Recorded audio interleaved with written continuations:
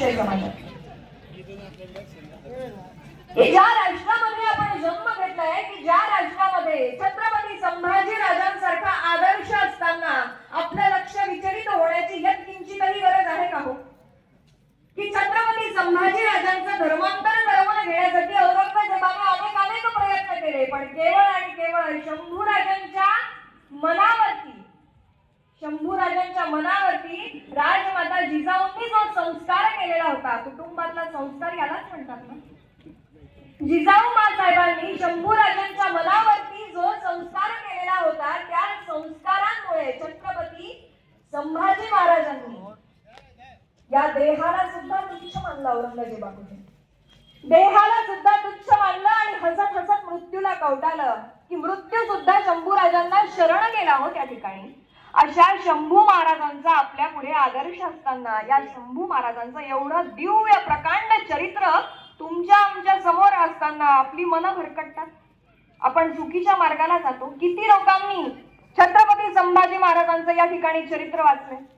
किती लोकांना छत्रपती संभाजी महाराजांचा संपूर्ण अथापासून इतिपर्यंत इतिहास माहिती आहे?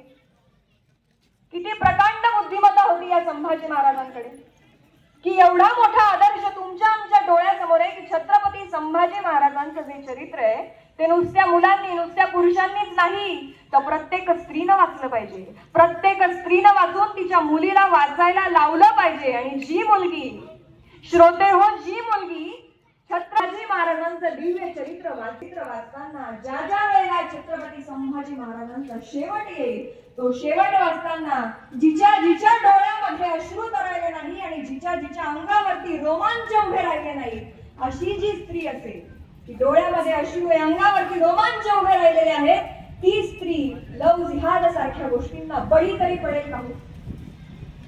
की धर्मांतर करून घेण्याची तिची कधीही केव्हाही हिंमतच होणार नाही.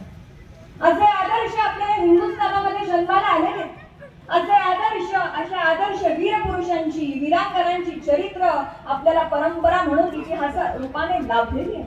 तरी आपले लक्ष विचलित होतात. शिवप्रभूंनंतर, संभाजी महाराजांनंतर